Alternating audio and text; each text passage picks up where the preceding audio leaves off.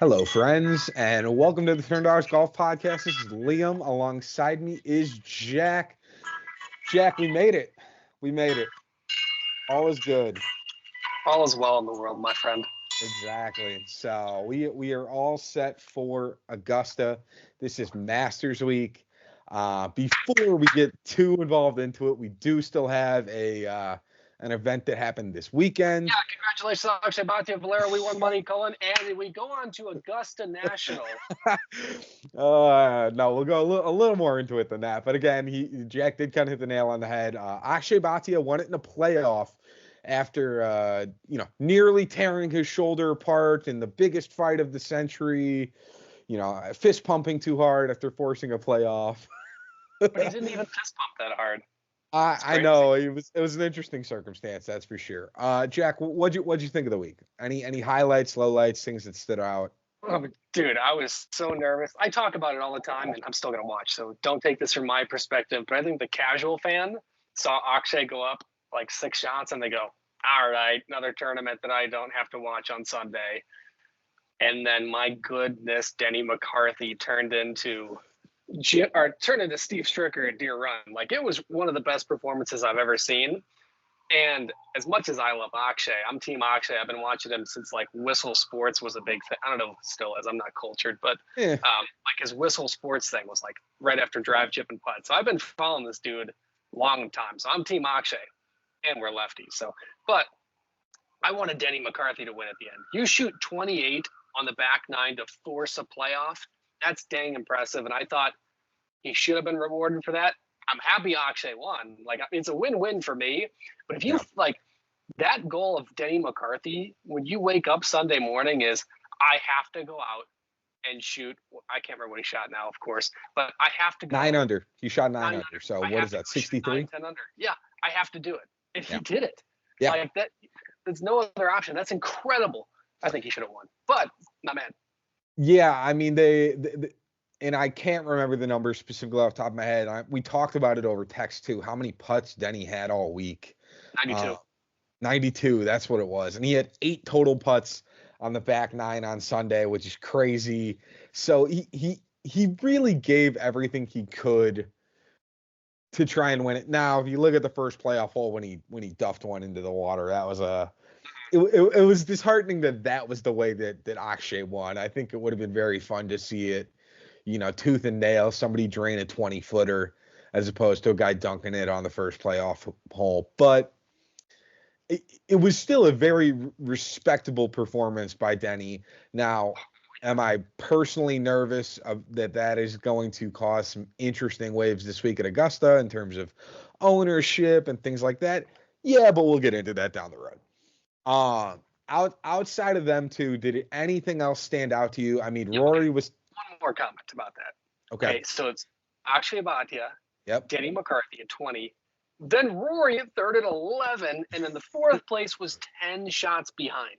Yeah, like goodness gracious, these guys are on another level. And if like the last guy to make the cut was 10 under and McCormick, so there's 30 shot discrepancy between first and the last guy to make the cut. That is incredible. That's ridiculous.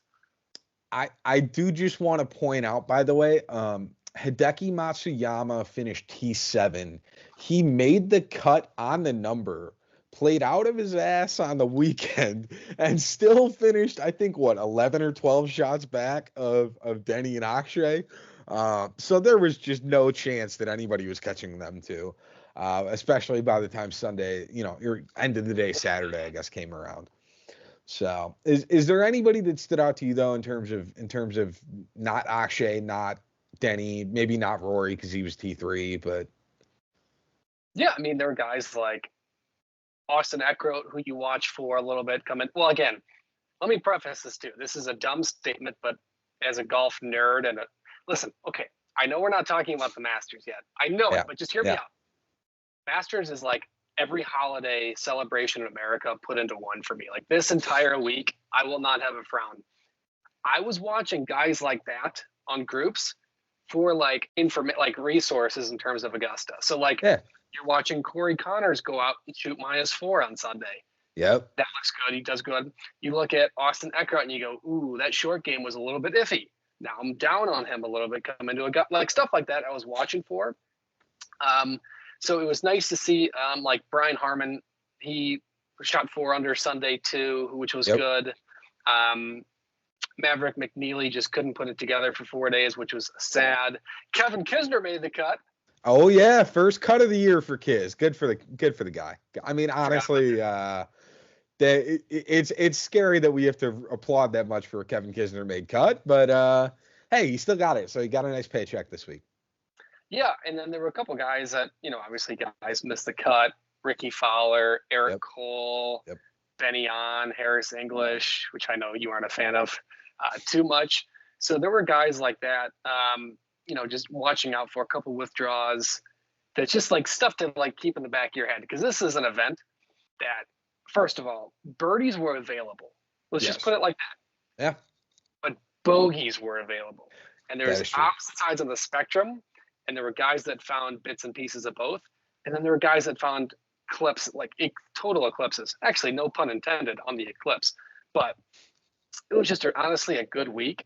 And I was doing some recon for this week, let me tell you. Yeah, we do record this on Mondays.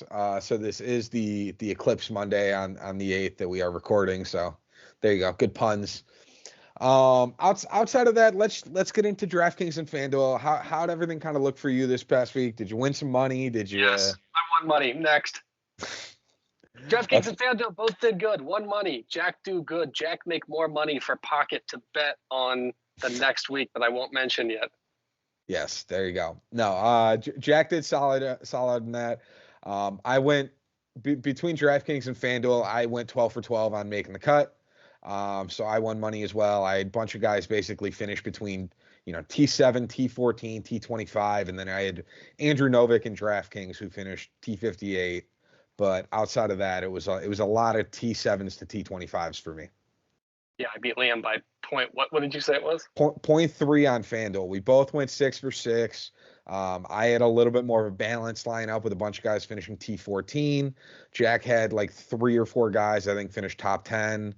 And then 2 other guys basically finished T50. I didn't have anybody finish worse than 25th, but just the way the points fell, he snuck it out. So just for reference, by the way, too, Liam was 8th coming into Sunday on the single entry at FanDuel, so I was pretty happy with that. Yeah, unfortunately, Ludwig Gobert kind of hurt me a bit on Sunday. He just didn't really play perfectly, which is something to keep in mind for Augusta this week. Did you say? It's like a dog. It's like treat Augusta. Walk. Yeah. I will just mention Alex Noren was T14. That was a really nice one for me. Sam Stevens was 5,800 on DraftKings. He finished T14 as well. So I had a lot of guys that ended up really kind of cruising along and basically outperforming how they should have. Mark Hubbard was T25. He was another one that stood out. Hubbard, baby. Oh yeah. Hubbard, there's a few things that happen every day. The sun rises, Mark Hubbard makes cuts, sun sets.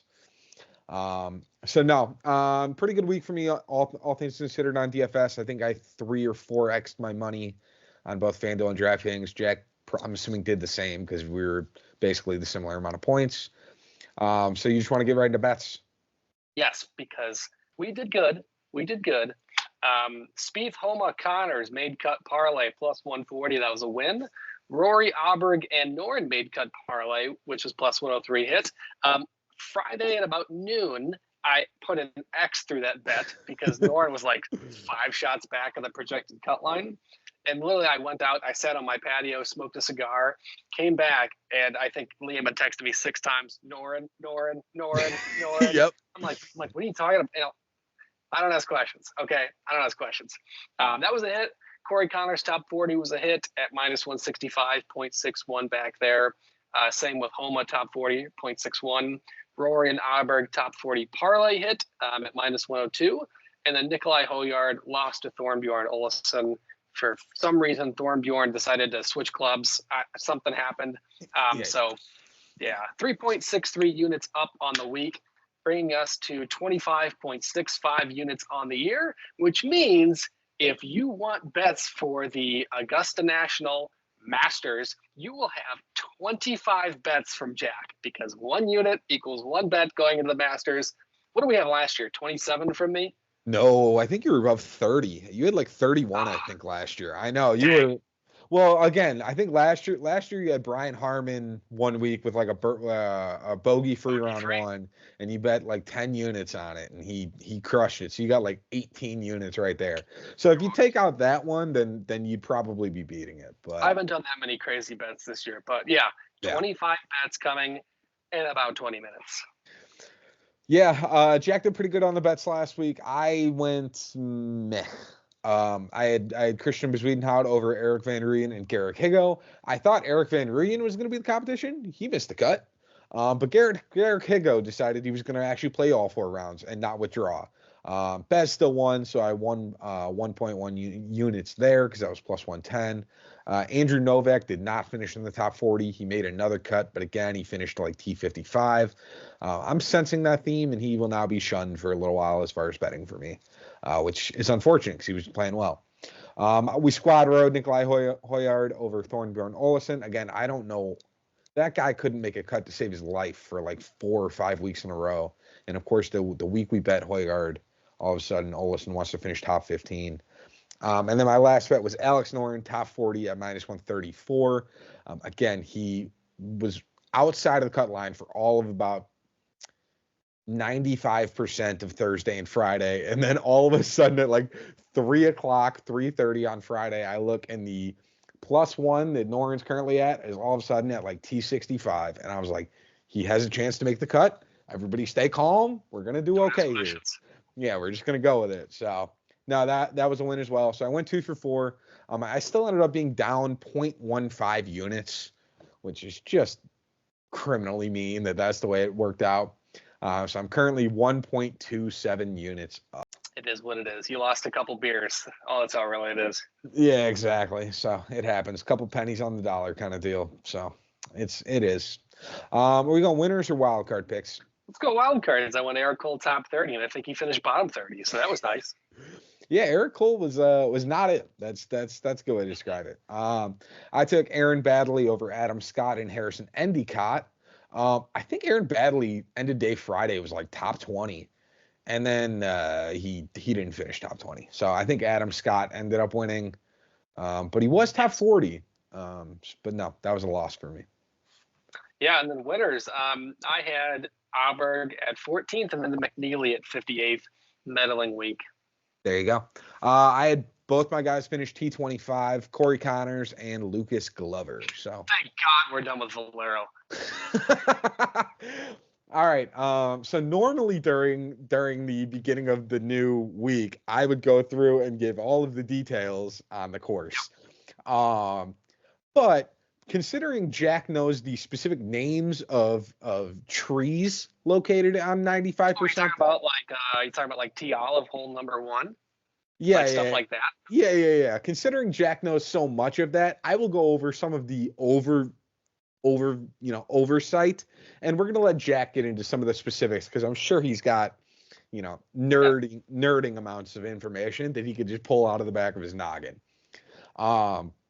So we are going to the Masters in Augusta, Georgia. Not actually the birthplace of golf, but what feels like it could be the birthplace of golf in the sense of championship golf. Accurate statement there, Jack? No. No? Okay. All right. Well, no, because Open was like 150, and we're barely at half that. I feel like the Masters gets more hype than the Open, so that's where Yeah, I see what you're saying now. I thought you were saying like of major championships. No, I think when people think of majors, the first thing that comes to mind is the Masters. Yeah, okay, I gotcha. So this course is a par 72, totaling approximately 7,550 yards, give or take. Last year's winner was John Rahm. Did you see he's doing tapas for the winners dinner on I've seen this a week? lot of things about the champions dinner that I should not comment on. That is fair. So I saw he's doing tapas. That's kind of cool as a Spaniard doing tapas, the whole thing. Just some highlights. The greens here are extremely small. They're going to be firm and fast. Basically, what you'll need this week, you want a mixture of course history plus recent form plus elite level ball striking. If you can do those 3 things and not be the worst putter in human history, you've got a decent chance of finishing probably top 10. Now, Probably. again, yeah, there's some loopholes in there, but if you can do those three things and do everything else about average, there's a good chance you're finishing top 10. Just some highlights. Rain is expected all day on Wednesday and Thursday. So be advised when creating a lineup, as this course will play even longer than the 75-50 already stated. And it's going to affect conditions. Guys are going to be playing in rain on Thursday. I don't think they'll cancel it delay it due to weather. It's not like the other year where they had those trees coming down. Exactly. So I would assume that on Thursday it's going to be a very rainy day. So just keep that in mind. Jack can get more into the layout if he wants to be specific, but basically the way the course lays out, if you miss a fairway to the left, you're in jail. But it allows for a little bit of opportunity if you miss a fairway to the right on most holes, that you can still, I don't know if be successful is maybe the best word that comes to mind, but guys can survive. So you want to keep an eye if you want to get really into detail on it, on shot shape and how guys kind of lay those things out. Again, I'm not going that linear into it, but if you want to, go crazy. Go have fun with it. Let me know how it works out for you, and then give me all the details back. So that is most of my notes, Jack. Do you have anything you want to add? Why, I do. And while I sip my azalea cocktail, yes, it was designed obviously by the great Bobby Jones. Everybody knows Bobby Jones, World Golf Hall of Fame, one of the only guys to accomplish the Grand Slam, Hall of Famer, rockin'.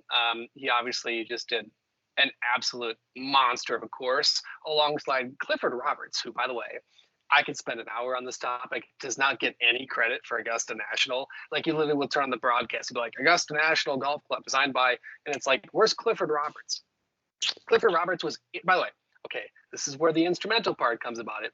He was instrumental in like making TV coverage, like gallery covers. Like, he would take out pieces of land so leaderboards could go up, TV towers could grow up, and he's actually one of the instrumental partners in broadcasting golf. So everybody take a pause. Thank you, Clifford Roberts. Now, let me just tell everybody about this. So this course has obviously changed over the course of many years as a result of the great Tiger Woods. It's called the Tiger Changes. There's a bunch of different terms for him, but my goodness, they have, changed par fives around. They've changed par fours around. Distances, like, you're going to see par fours that range from like 300 to like 520. Like, it's ridiculous how far these holes go down. Like what Liam said, basically the point of this course was to challenge every single point or every single club in the bag, every single shot in the bag.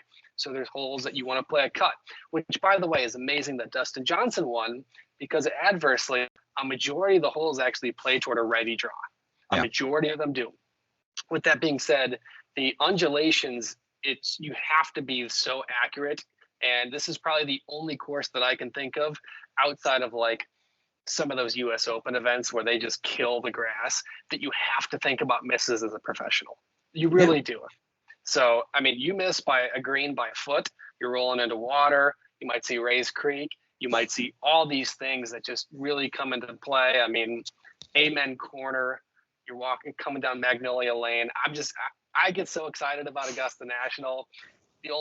Listen, sorry to spoil it for anybody. They pump in the birds, just so you guys know. Yeah. But everything about it is just so natural. You see 10,000 people on every single hole, no cell phones, no, everything. Everybody's just enjoying pure golf. Everybody comes together.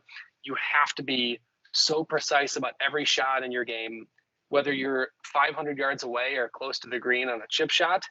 Literally everything is constructed to you have to be accurate. I mean, you miss, how many times have we talked about it? Spieth has collapsed. Yep. He was this far off. Tony Finau, Francisco Molinari, 5 yards off. Then you take a look at some of these greens like 18, for example, or 9, where you have chip shots in at some points. You miss it by a foot, you're rolling down those false fronts. I know I just wanted a crazy, non-relevant information, but I just get so excited. I love it.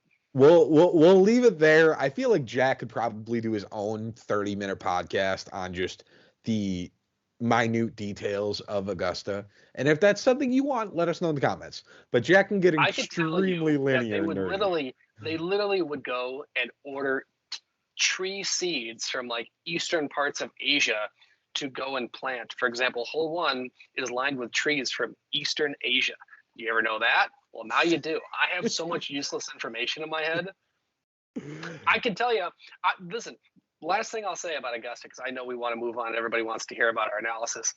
You could show me a picture, and Liam can verify this because a girl I was talking to had this. You could show me a picture of a hole of Augusta, and I could tell you within a certain range of the year that it was based on renovations. It is sad. I'm not proud of that. Well, I kind of am. But like I could go on for hours. Yeah, and on that note, Jack will be great if anybody ever needs Masters trivia, if they want to do that at a bar. But on that note, let's get into DraftKings pricing because there's a lot of details to dig into here for DraftKings. Sorry, one more thing. I'm sorry, the Masters, Augusta, if you're listening, I've applied for freaking 15 years for tickets. Hook a brother up, man. Come on. This rejection email is getting annoying. Anyway, yes, DraftKings, let's loop in 10, 11, and 12, top guys in the world. Scotty Scheffler, 2 years ago champion, defending champion Rahm, chasing the career Grand Slam Rory McIlroy, chasing a green jacket as well, Brooks Koepka, and a very questionable 10K guy in Wyndham Clark, even though he's coming into it with some really good form. Yeah, there's some interesting options here for sure. I did pull some data just because I was curious. So the best ball strikers on tour last 30 rounds. This takes into account Live Golf. This takes into account PGA Tour. This takes into account DP World Tour. This takes into account Asian Tour. All of it. Ball striker number 2, Scotty Scheffler. Number 3, Rory McIlroy. Number 4, Jon Rahm. Number 10 is Wyndham Clark. And then who are we missing here? Brooksy. Brooksy actually does not make the list of the top 20 at least. So there are some elite ball strikers on here. They are priced at this point for a specific reason. Jon Rahm has gained at least 3 strokes ball striking in every event since the Open Championship last August. That's 8 documented events, 5 live events, 2 Euro events, and the Ryder Cup. Brooks Koepka, he has not been playing that great on live to start 2024. He's actually lost strokes ball striking in 2 of his last 4 starts on live.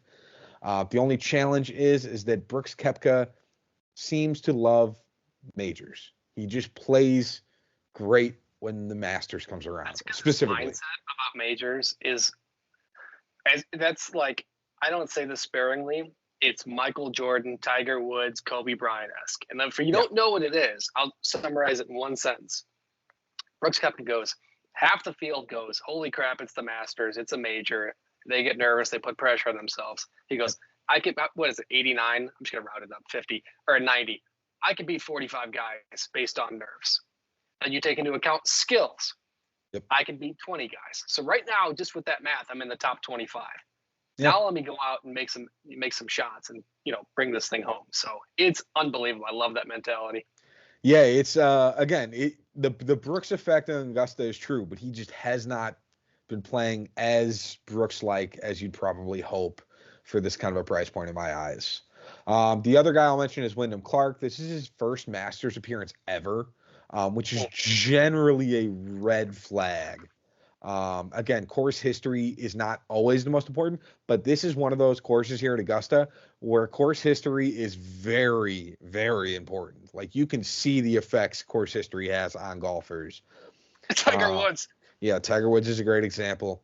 Now, if you look at the way Wyndham Clark plays golf, he statistically actually fits out pretty well for this course.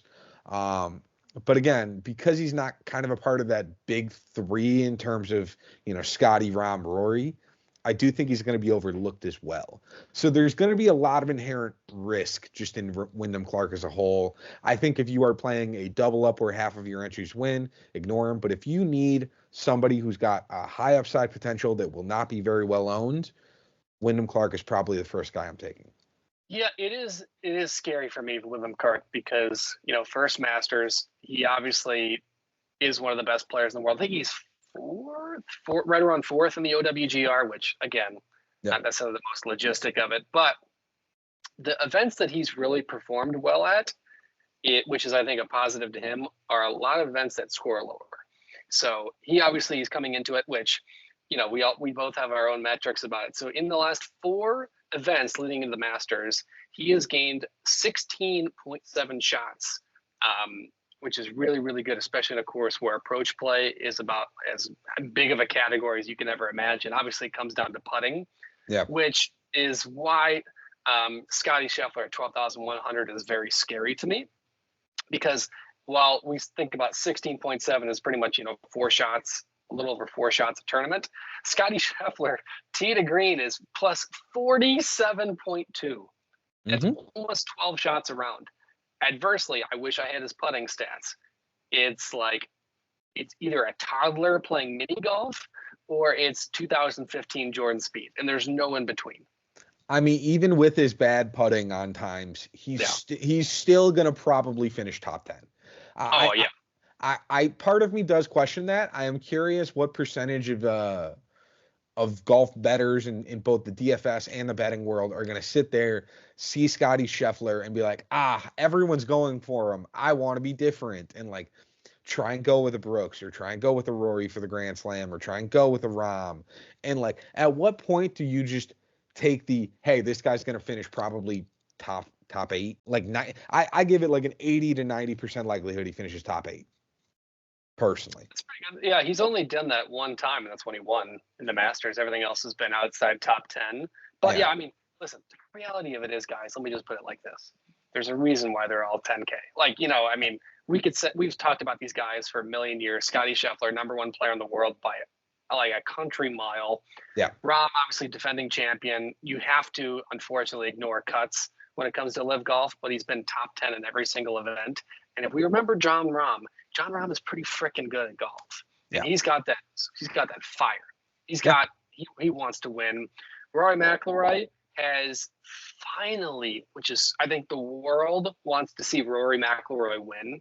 Yep. Even if you're die-hard live guy.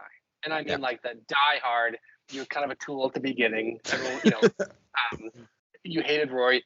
Everyone can appreciate the fact that if he gets the career Grand Slam, it's beautiful. It means the world for the sport.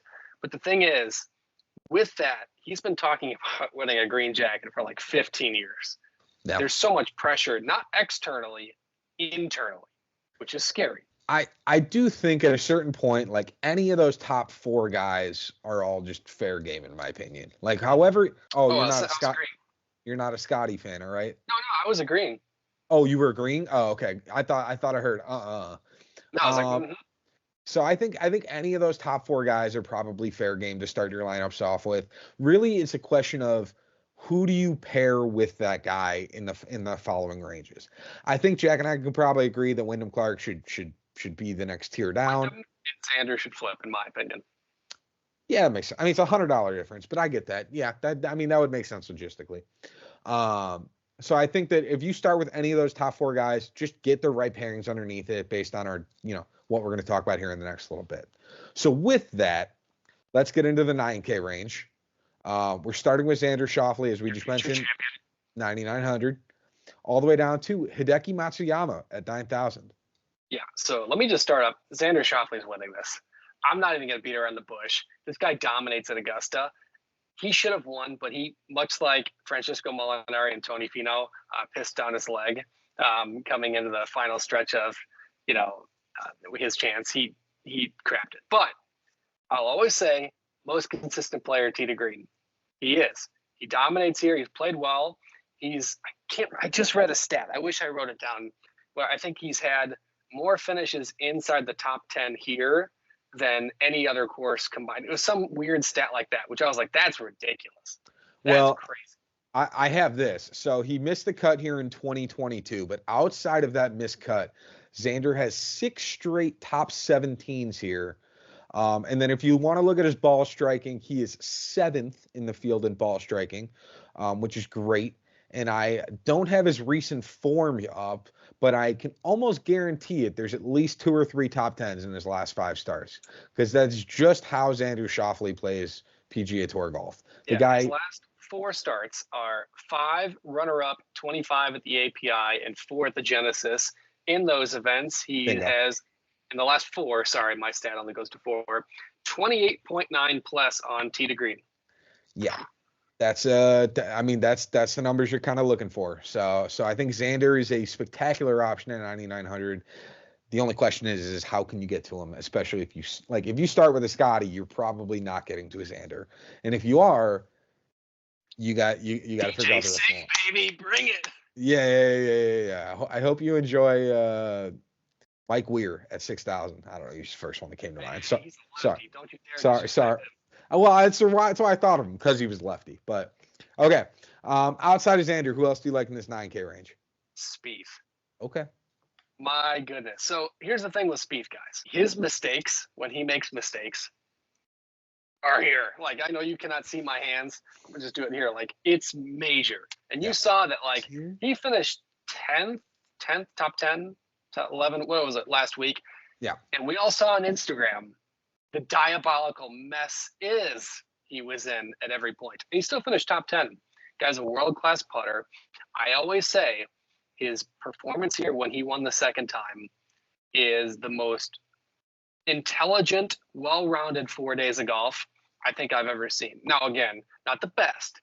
That's for Tiger and Pebble. But the most well-rounded, intelligent 4 days of golf. Yeah. Were that. It was beautiful. He knows where to put it. I think he's finally come down from that ego of like, I got to keep up with the Rory, the Bryson, the Brooks, the Rahm, and just swing really hard. He's going back. I think he's on the right track. Obviously, he's had a couple misses. That's just the nature of it. But I think this course really suits him well. And I really think, like, I mean, his stats here are like, if you take a look at the models, I don't have them up because I go by memory at Augusta because I'm just that way. But he's like number 2 in the field on average finish, strokes gained in the field at Augusta. In career-wise, it's obviously going to be Tiger, so I'm not comparing that. But over the last decade, I think he was like number 2. Yeah, that number sounds right. Again, I don't have those stats up on Spieth either. Spieth does not rate out in the top 20 on ball striking, just so that everybody knows. But again, if you look at recent form and history here, he's the second youngest winner here, right? Because I think Tiger beat him out by months. Number 1 on the average finish. This model's all weird. But basically, he's number 1 across finishing position, strokes gained per round at Augusta, and all the metrics in terms of like what you'd mentioned, like ball striking, driving accuracy, bogey avoidance. He's number 1 in the model. I'm curious what percentage of that goes back to his 2015 win, where he basically shot like 64, 63, 70, 66. Because like I'll read you. So it's 15 first, 16 runner-up, 17th 11th, 18th third, 21st, 46th third, miscut 4th. Yeah. Yeah, it's good. But again, I just curious. So no, Spieth is a solid option. I'm a big fan of Hideki Matsuyama here. I was just getting there. So his last 5 starts, he's not finished worse than 22nd. He's gained at least 3 strokes ball striking every week this year outside of the Century and the AT&T. And the AT&T, he was on the wrong side of the draw. Remember, that was a really like rainy event where they only ended up playing 3 rounds and they crowned Wyndham the winner after the Saturday. So I don't really take that into account because semantics. If you listen to us for the last like 6 weeks, you know we really don't take a look at that entire tournament when factoring in things. Yeah, I mean, that and waste management, the rain on both of those events screwed up so many things that I refuse to really look at them that deeply. But outside of those events, Hideki Matsuyama has been a top 3 golfer on tour. And again, his ball striking is there, and people always talk about how he's got better around the green play recently, but he's been like a top 5 around the green player on tour for the last like 4 years. I don't understand where people are talking about this improvement around the green for Hideki. He's always had it. So I don't know why like announcement or broadcasters and stuff like that always talk about that. It's one of my biggest like pet peeves on like a little semantic thing that broadcasters do, where it's like why are we trash talking Hideki Matsuyama short game? Why? It's not a trash talk. What it's saying is there's like something in there. There's a gap that if he were to improve on it, he would win or score perfect. Like it's always like when you think about Hovland, think about chipping. Scotty, it's putter. Xander, it's finishing. There's always going to be something that they bring to that they can't make their guy a winner. That's what broadcasters do. It's unfortunate. I know what you're saying, but that's why. Yeah. Well, I'm not a fan of it because Hideki's a way better. Majors weekends. Well, yeah, there you go. Exactly, I guess. So, yeah, well, speaking of Cantlay, again, there is just he doesn't really pass the eye test. I'm just avoiding him this week. There's not really any specific like stat reason why I'm not picking Patrick Cantlay. It's more so how has he looked?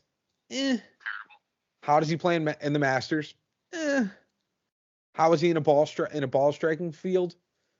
He's like 25th. He's not in the top 20, I'll tell you that. So overall, like add those three things together, and I'm like, yeah, I'm gonna avoid Patrick Cantlay this week. This is not the week for him. You can kind of say the same thing about Victor Hovland, in my opinion. He's lost strokes around the green in each of his last 5 starts on tour. He's really just not looking like a top 10 golfer in the world right now, even though he's priced, I think, is what, the 7th, 8th best golfer on tour.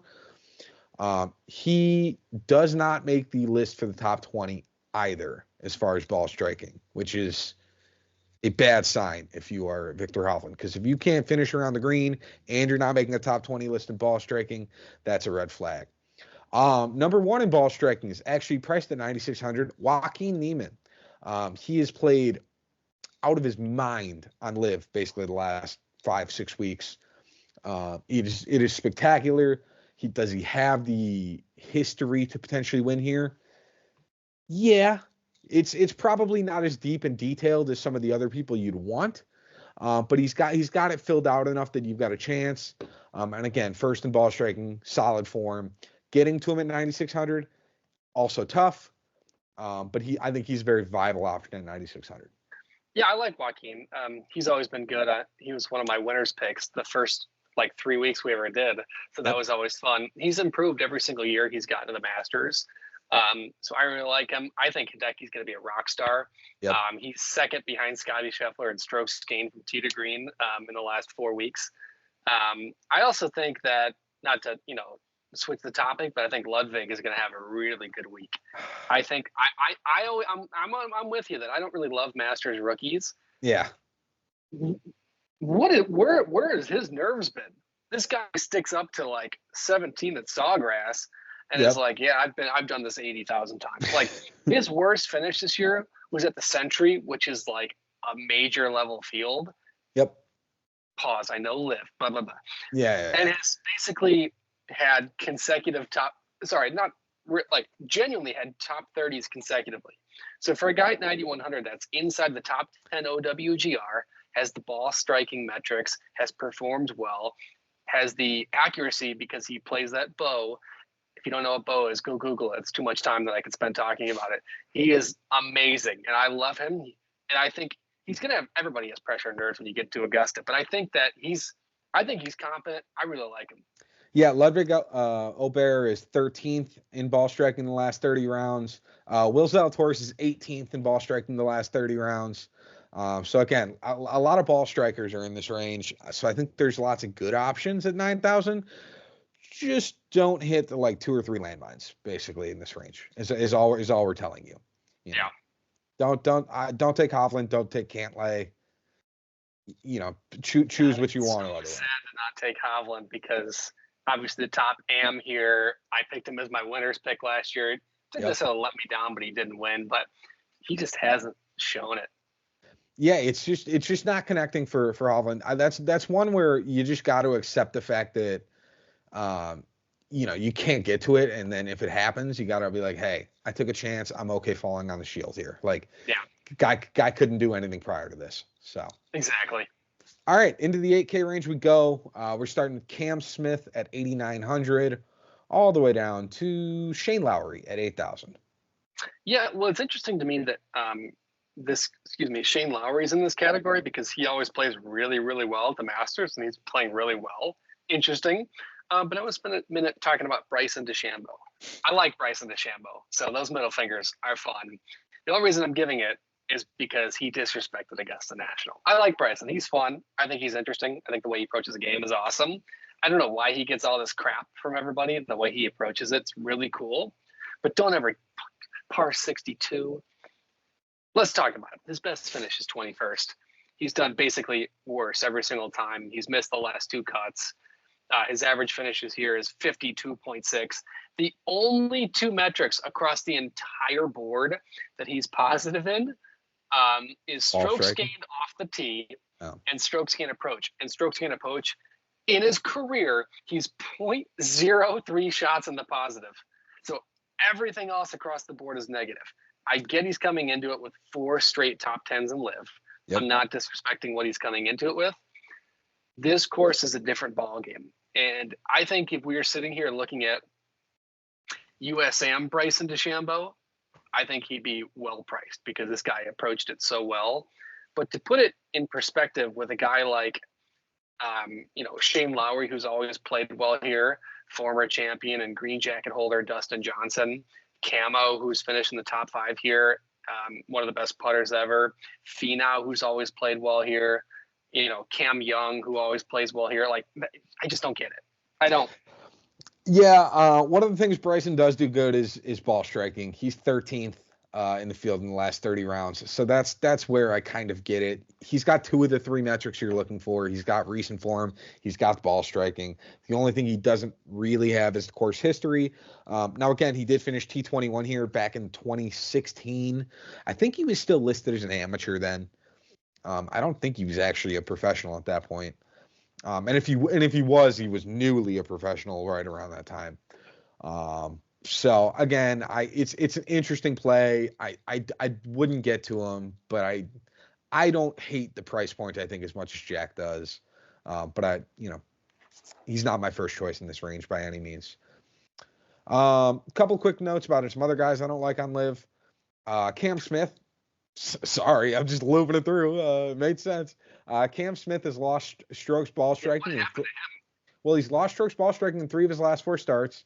Let's not forget he also withdrew this past weekend in Miami. He claims it was due to sickness. I don't know how I feel about that. I understand he's played well here in the past, but I think I'm going to just avoid Cam at 8,900 on that high of a price point, just because there seems to be some sort of weird situation going down in his camp.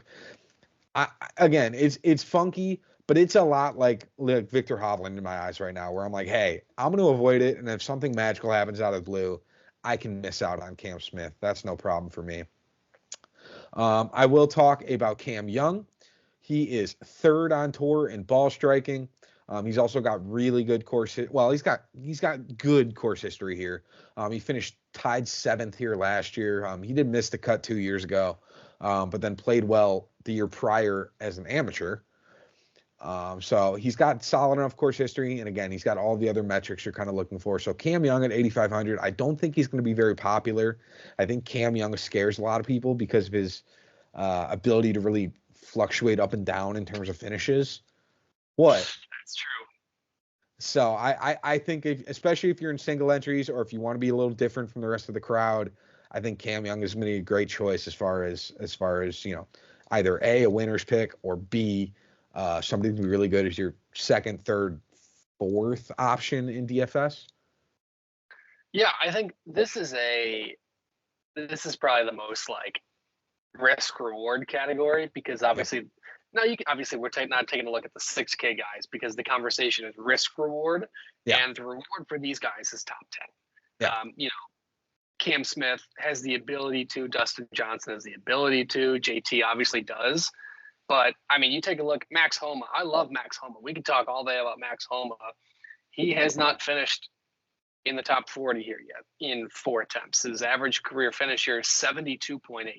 He did play better last year, though, all across all of the majors combined. He improved, and that's what we were looking for at home. It's a little funky. There's, depending on the stats you look at for a lot of this range, it either looks really good or really bad. And it's like, how do you want to, move through all the numbers? Because you can look at JT too. He's lost strokes putting in each of his last 6 starts. Don't forget too, he also just took bones off the bag. Is that going to be a funky week? Why? Well, I think it might have been time, and it was due. He's also 17th in terms of ball striking. He's played well here in the past, so he's got the course history. His recent form is so there's a lot of things with like JT, for example, that you could also look through where you're like, oh boy, this is a very interesting time. Yeah, I think Finau is also really, really good. I think Yep. his average finish here over the last basically decade is 20.7. So Yep. he's been killing it on all metrics. I really like him. He's coming into it, obviously improving on his form. He just has to stay off TikTok and let his wife and kids handle the rest of it, and he goes to business. And I think we're in play here. But this is a risky category. If you have someone here that you're like, I love Colin Morikawa, because obviously we'll talk about he's one of the best iron players in the world. Do Yep. it. Because if you have confidence in it, there's just the only guy I really support here is Finau, like with a passion, and Yeah. then maybe Lowry. I think Finau and Cam Young are the two that I would stick to in this range. Yes, you're right. Sorry. But I could see Lowry as well. I think Lowry for me is probably 3, and then Cam Young and Finau 1A, 1B, and they fluctuate for me dependent on the hour at this point. Yeah. And again, not to circle back on Cam Smith, because I know I guarantee you there's people in here, and comment, tweet at us, whatever you want to do to get your grievances out of the way. I know 3 of the last 4 years in the Masters, he's finished top 10s with a runner-up and a third. We know that. We're not dumb. But if you look into it, I'll just read his recent form out really quick, just for everybody, just in case you're not watching live. 54th withdraw, second, 41st, 15th, and 8th. Now, take into effect, smaller field. Yeah. Smaller field. So everything there is emphasized. So it just does not look good. Yeah. Yeah, it's a bad look. It's also a bad look for another guy in this range, Colin Morikawa. We'll just dig into him. Yeah. He's lost strokes on approach in 3 straight tournaments. Combine that with the fact that he's also lost strokes putting and short game in those 3 tournaments as well. So he's not just losing on approach, he's also losing around the greens. Basically, when you take all that together, you get a guy that's more likely to miss the cut than contend this week, is the way I kind of mapped it all out. Colin Morikawa, for a better part of 4 years, was arguably one of the best iron players. Depending on somebody else's semantics in the world, they'll say he's not the best, but he is top 2, top 3. The stat that was out there, his 6 iron had the same accuracy as a average tour professional's pitching wedge. Yeah. That's not you and your buddy Joe Schmo at the local muni on Saturday morning. That's tour professionals. Think about that. I completely agree. And again, he does not fit on the top 20 for ball strikers in the last 30 rounds.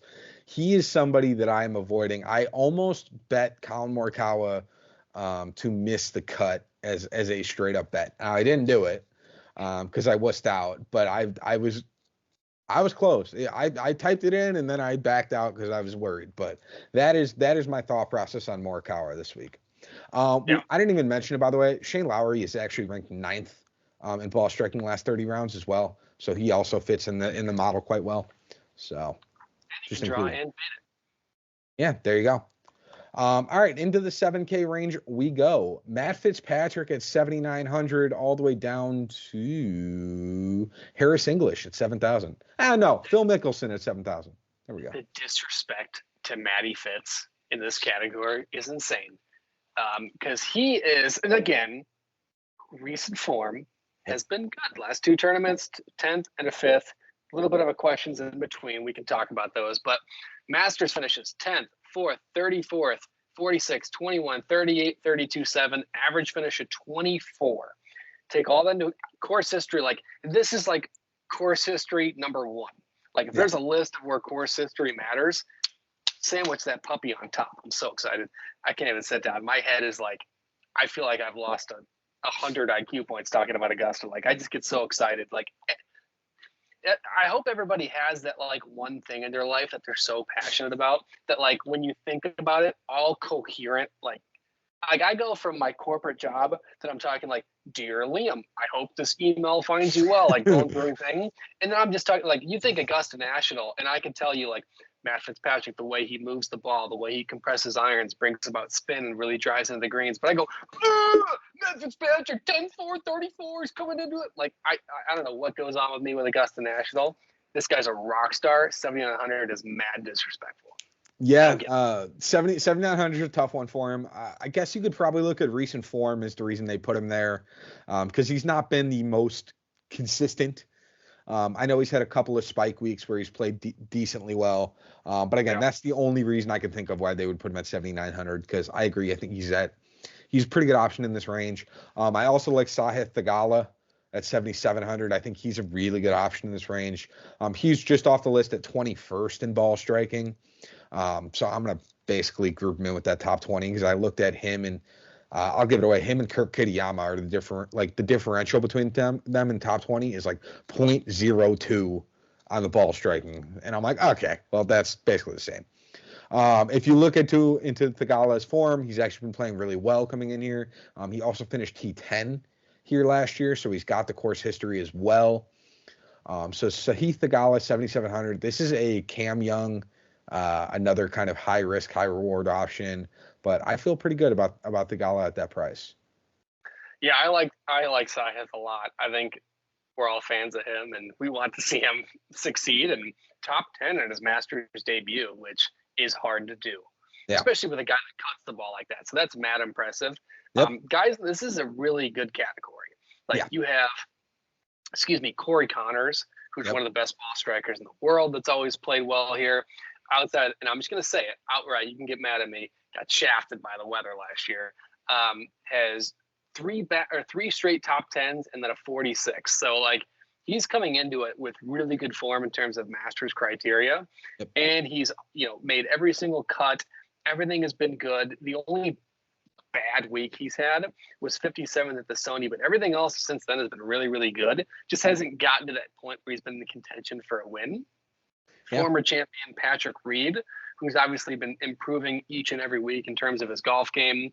The short game is what sticks out to me is always again, Patrick Reed, I like to watch him golf as a person. I've heard some things that I won't share. We could talk about that offline. That makes me question that a little bit. Yep. But if there's one thing about Augusta National, it's taking those double bogeys and making them bogeys, taking those bogeys and making them pars. Around the green, there's not a whole lot of people that you can put above Patrick Reed. 7,500 for a former champion, or 7,400, excuse me, is even better. But Russell Henley? Yep. I'm sorry. Good Lord. This guy listen, 4, 30, 15, 11, 21, average placement of 16.2 in his Masters career. He's only missed one cut on the year. It was at the Players, which has no correlation to Augusta National in the slightest. Yep. Sandwiching that with 2 fourth-place finishes, guys coming into it. I don't know what is about this place. Maybe it's just the accuracy. He's accurate everywhere. That's guy at 7,400 or 7,200 is a steal. Yeah, Russell Henley is is on the top 20 in ball striking as well, so he's a great option there at 7,200. I think there are a lot of landmines you need to avoid in this range. I will say that now. Sungjae Im is known for his course history here, but you cannot pick him because of his recent form. It's really unfortunate, but at 7,600, I would love nothing more than to put this guy in the lineup. Unless you're doing a free contest with your buddies and your family, throw them in there, have fun. If it's the kind of thing where you need high risk, high reward, and you think Sungjae Im has the chance to find his game at Augusta, which seems impossible to do. Good luck. What a statement! Find your game at Augusta. Yeah, it's even saying that gave me an aneurysm almost. But maybe he finds his game at Augusta, and that's what'll lead you to victory. Because I guarantee you, he's no more than 5% owned. Tom Kim is another one. I would avoid him like the plague. He just has not been the same golfer. Doesn't really have the distance to capitalize here is probably the best way to describe it. So I'd avoid him. Minwoo Lee doesn't. It's weird because he's not got the best recent form, but he's also made a lot of cuts. It's a super strange statistic.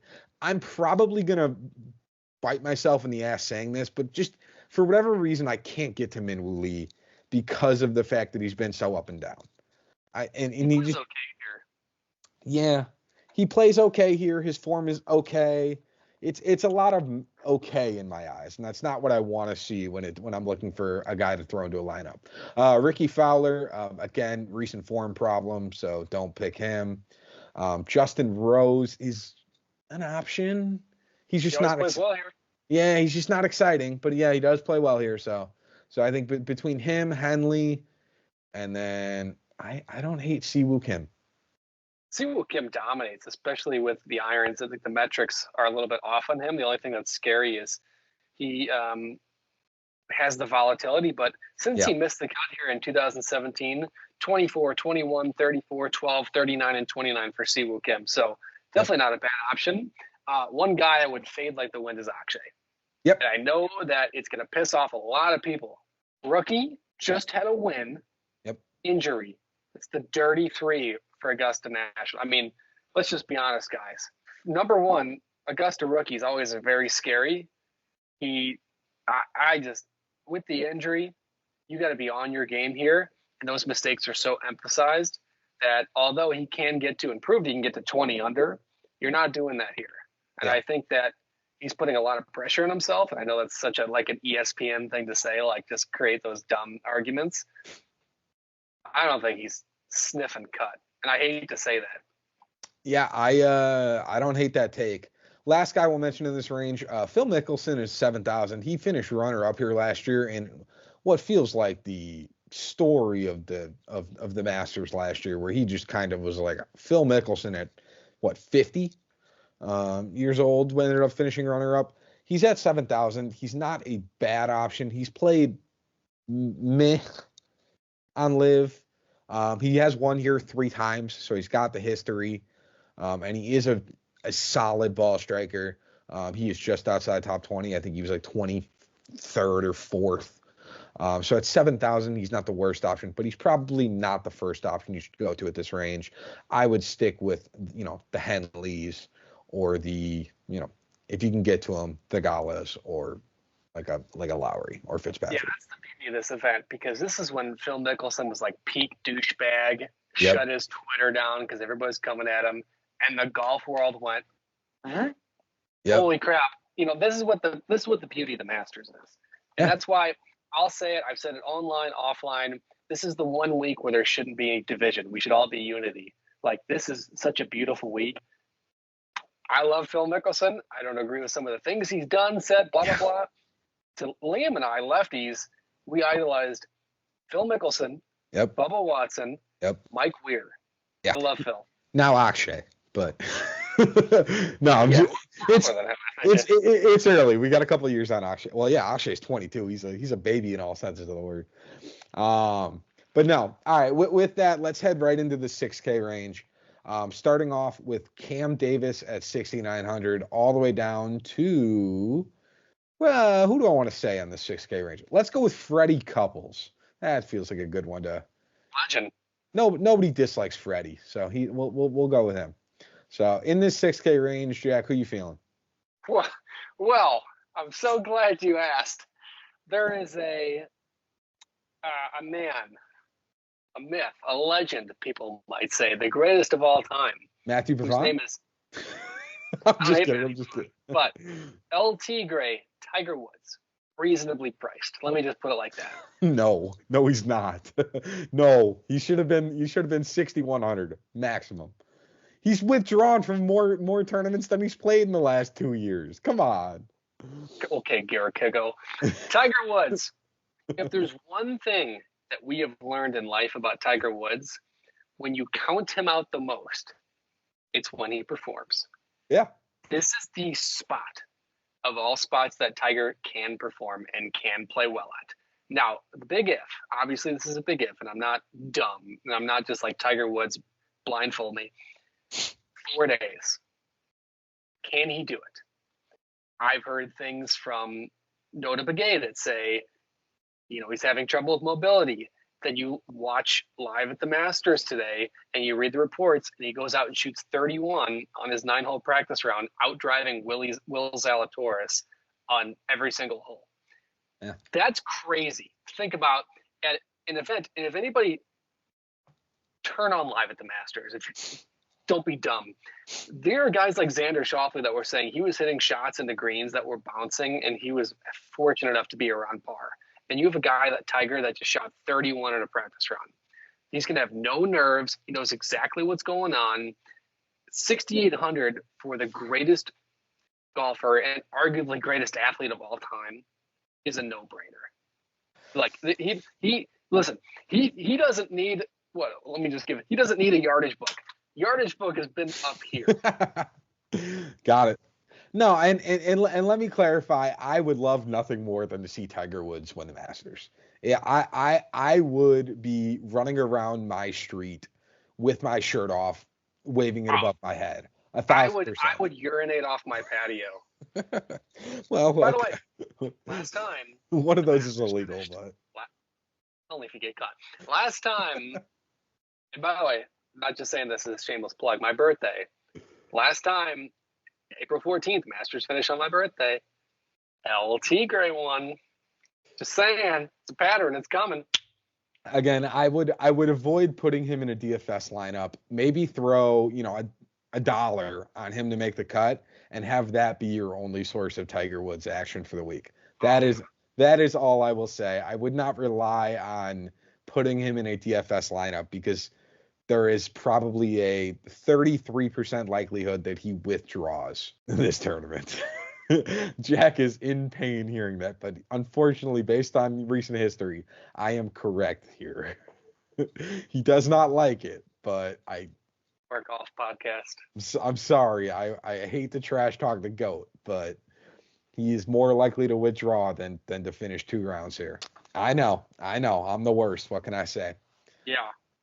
I will play the bad guy. That is fine. I will talk about 2 guys in this range that I like, and then 2 guys I'm not that big of a fan of. First one I like is Taylor Moore. He is not going to stand out in a lot of people's eyes because he's extremely boring. In the sense of the name, you're not Tiger Woods, you're Taylor Moore. But he made the cut last year as a debut, finishing T30. He also has not missed a cut since the Open Championship last fall. It's always right on the border, so it's always funky for me whether the Open Championship is it? Yeah, I guess it is the end of July, summer. Taylor Moore is also 30th in the field in ball striking and is great around the green. I think at 6,400, he is the best priced guy probably in this 6K range to get at the bottom of your. More so than Denny McCarthy? Yes. The other option I will talk about is Lucas Glover at 6,300. He's made 5 of his last 6 cuts, and all of those finishes of those 5 made cuts have been top 35 or better. His course history here is not spectacular, but he can make the cut here. And again, he's got solid ball striking. You're not writing home about it, but it's about course average. My concern with Denny McCarthy is that he is coming in off of a high where he just shot 9 under on Sunday. I don't think realistically he's going to continue to shoot 9 under, carrying that over from Texas, obviously. So I think that there's going to be a little bit of regression back to the mean for Denny this week. Yeah, but the mean is going to make the cut. Yeah, but I think Lucas Glover and Taylor Moore are still going to play better than that. Lucas Glover, and let's see, take a look at my stats here. Yeah, he finished 30th in 22, missed the cut in 20th. There's only 2 finishes here. Yep. Taylor Moore. Wow. Look at this. I like Taylor Moore. I'm not trashing him. Taylor Moore, 39th last year, is negative on every single measure of strokes gained outside of putting, where he gained 0.01. Hey, you know what? He still finished top 40 last year. How do you finish top 40 losing shots everywhere? Because if top 40 is like +4 at this event. That's the other thing to realize, guys. The Masters is not going to be won at 35 under par. The Masters is going to be won somewhere in the realm of like 18 or probably 11 to 18 is my guess. If the weather, misses everything and it ends up being perfectly sunny and great these four days, I think somebody could win it at like 17 or 18 under. But realistically, it's probably like 11 to 16. Last guy I'll mention, Sergio Garcia. Aside from his win, Sergio has just 2 other top 10s at the Masters and has missed the cut 8 times, including all 3 appearances since his victory, which is just not something you really want to take a chance on at 6,800. So I would just avoid both him and Tiger in that 6,800 range and find somebody else.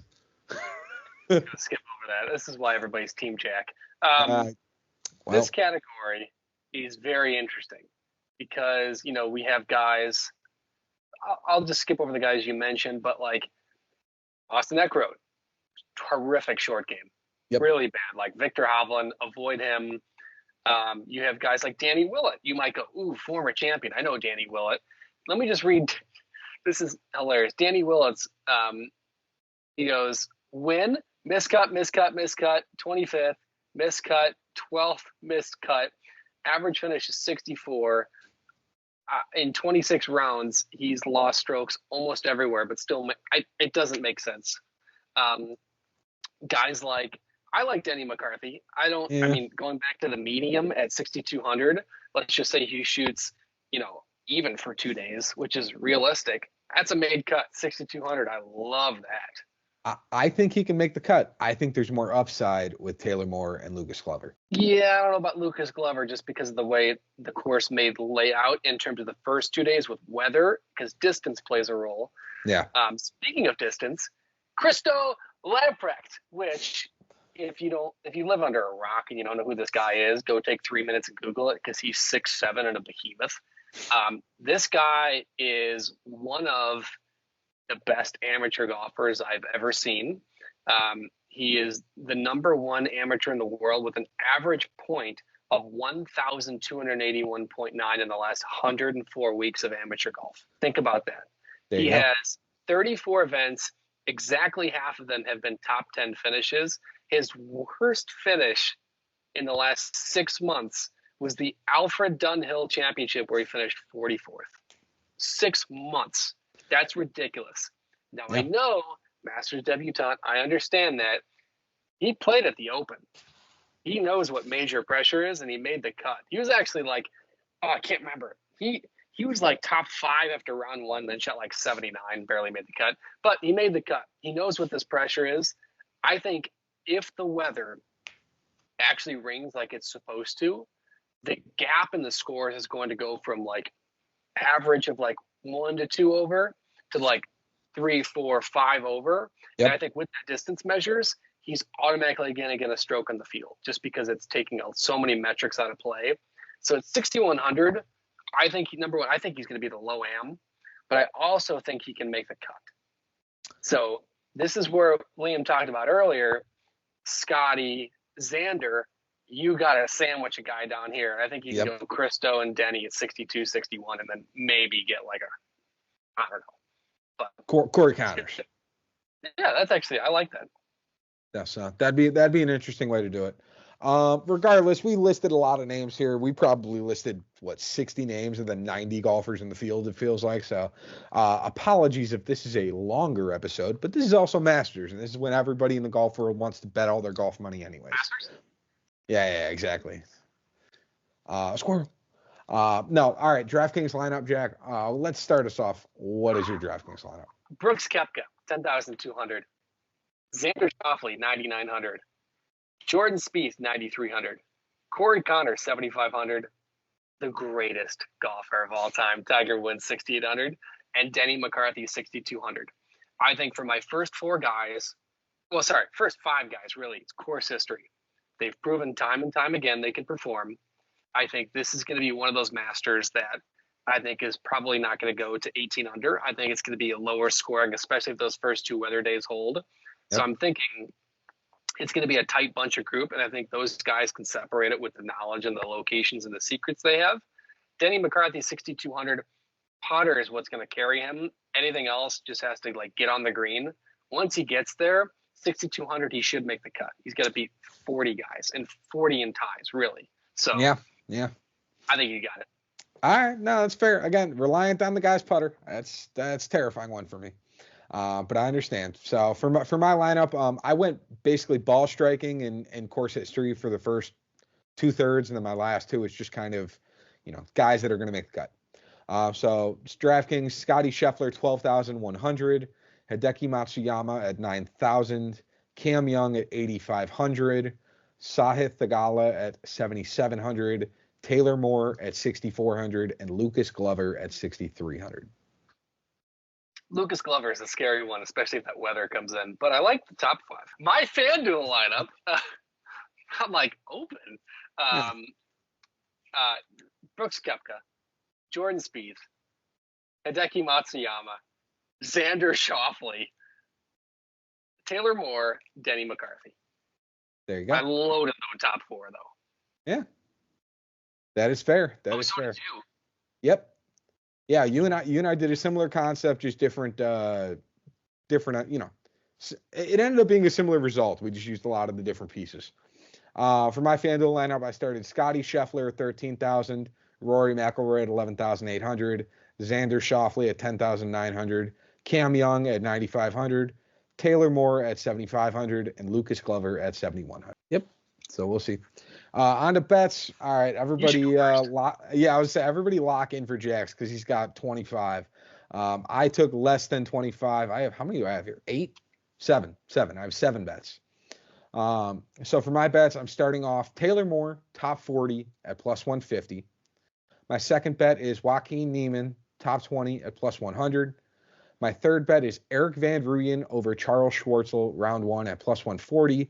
That is less of a Eric Van Rooyen bet and more of a I don't think Charles Schwartzel is going to do anything in the rain bet. Just to add though, that it's also add Christo Lampard into that, just so you know, because that's the South African one. For round 1? Yeah, that's the whole South African. Okay, that's not listed on the sports books. Yeah, but it's top South African. He wasn't included. That's what we texted about. Well, I know, but he's not listed, so I'm not including him in that list because that's not how that works. Like I have a gut feeling because he's not okay. Well, he's not right now. That changes around bets. That's all I'm saying. But I will do it as if Christo Lamprecht is in there anyways. For my next bet, give me Corey Connors over Minwoo Lee at minus 110. Then give me Max Homa over Colin Morikawa at plus 100. Give me Scotty Scheffler top 20 in round 1 at minus 150. And give me Phil as the top senior over, again, Mike Weir, Vijay Singh, Fred Couples, and Jose Maria Azabal at minus 160. I know you say it differently. It's Olazabal. Yes. Olazabal. I said what I said. By the way, that's my favorite bet that you made. Yeah. Like I saw it and I go, genius. Because Phil dominates here. Mike Weir, obviously champion. Vijay, I mean, all these guys are obviously, but Phil could finish 60th and still win that bet easily. In my opinion, I think that Weir, loved guy, but he's probably not not getting top 60. Jose probably not getting top 60. I would love to see VJ and Freddie. I would love to as well, but again, I think Phil has got a bit of the step on them. So Phil has the advantage. The world wants to see Freddie Couples randomly come out with that. My gosh, that'd be hilarious. Dumb yellow golf ball. Yep. I hate yellow golf balls. All right, go for your bets. You got 25 of them. All right, just for reference, everybody, 32 bets between us, 1 overlap. It's pretty good. So you basically got 31 bets for the Masters. Tiger Woods. I had to do it. Make the cut. Best odds you can find them. I'm sure there's going to be some special that comes out Tuesday, Wednesday. Look out for those. Tiger Woods to make the cut plus 120. If he can play 2 full days, I think he's making the cut. That's the reality of it. That's the big one. I won't spend too much time on each because there's 25 of them. Yeah. Bryson DeChambeau to miss the cut plus 260. Guy doesn't perform well here, especially with the distance measures. I don't like it. Akshay Bhatia plus 188 to miss the cut. Dominant performance, injury, rookie. Enough said. Taylor Moore to make the cut, minus 155. Debutant last year, finished 39th, has made every single cut since the Open last year. Xander Schauffele, Ludwig Aberg, and Tony Finau to make the cut parlay at minus 120. Brooks Koepka, Xander Schauffele, and a little bit scary one, Tyrrell Hatton, because he sucks here at Augusta National. But I think that he may figure it out and just make the cut, minus 110. Denny McCarthy, top 40 at plus 100. Chris Kirk, top 40, plus 125. Patrick Reed, top 40, minus 150. Tony Finau, top 30, minus 140. Matt Fitzpatrick, top 30, minus 140. Jordan Spieth could have gone top 20 for better odds. I went safe here, top 30, minus 200. Ludwig Aberg, top 30, minus 190. Brooks Koepka, top 20, minus 125. Xander Schauffele, top 20, minus 150. 10 to go. Scotty, top 20 in round one, as Liam mentioned, minus 150. Odds are too good to pass up. Xander Schauffele, top 20 in round one, is plus 115. And Brooks Koepka, top 20 in round one, is plus 125.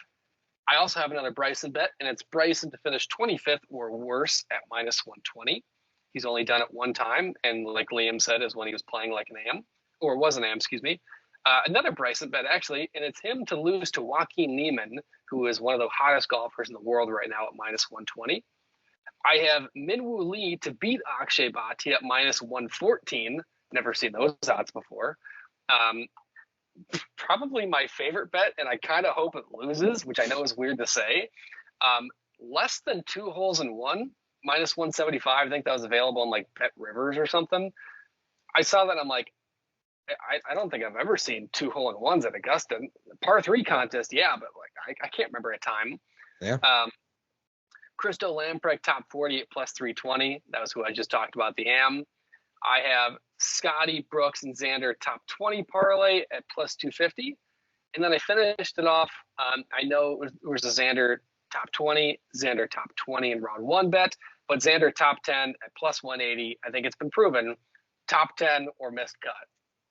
He does well here. I think he's winning it. There you go. All right.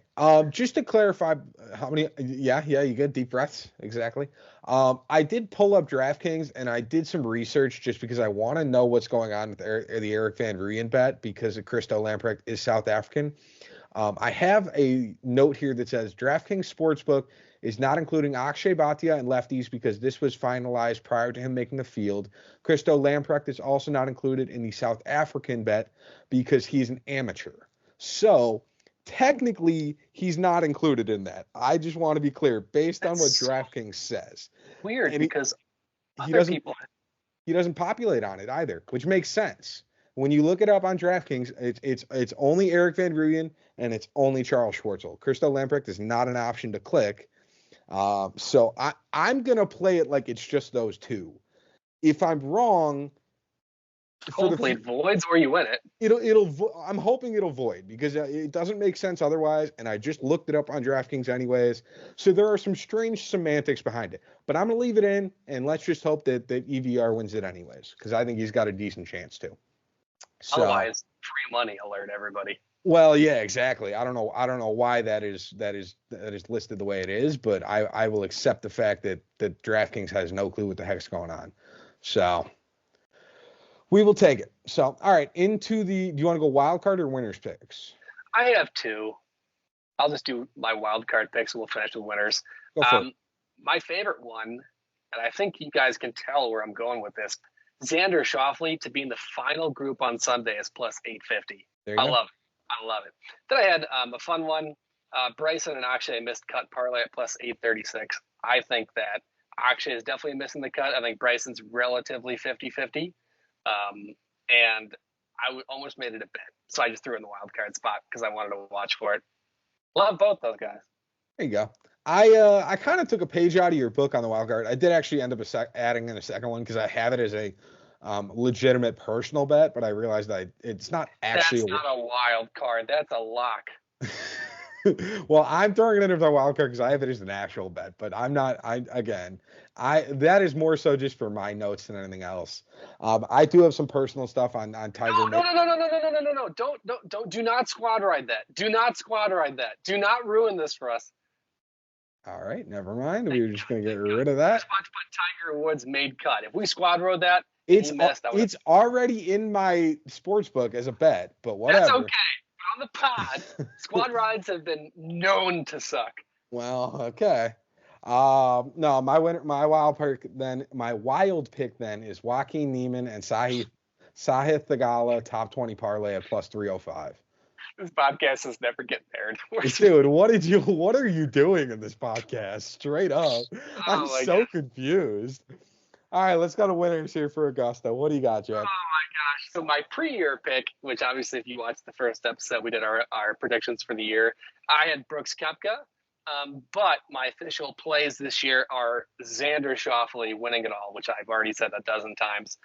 And it feels weird to say him, and I know you're going to say this about your second guy too.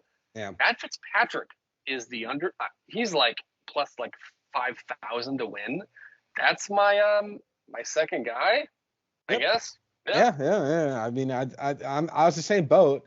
I almost put. I'll be honest. I was for my second guy. I was like, maybe I take Henley, and then I was like, I don't hate that. I don't hate it either, but I switched up. I went elsewhere. My pre-year pick was Justin Rose. Thank God he made the field at this rate. Jesus, I mean, I don't think that one's hitting by any means. Let's be clear on that. But I wanted to take a chance on Augusta. I mean, hey, he's probably got 100-1 odds to win, so could be interesting if we want to follow that narrative so far of the year. But 110. 110. There we go. Justin Rose, 110-1 odds. So here's my pre-year pick. But my two winners picks for this week are Joaquin Neiman. Again, we've talked about him a lot. He's playing great. And Dustin Johnson. So those are two guys. I'm going a little live heavy in here in the Masters, but it's not like you can use them at a dozen tournaments anyways. So might as well get them in while you can.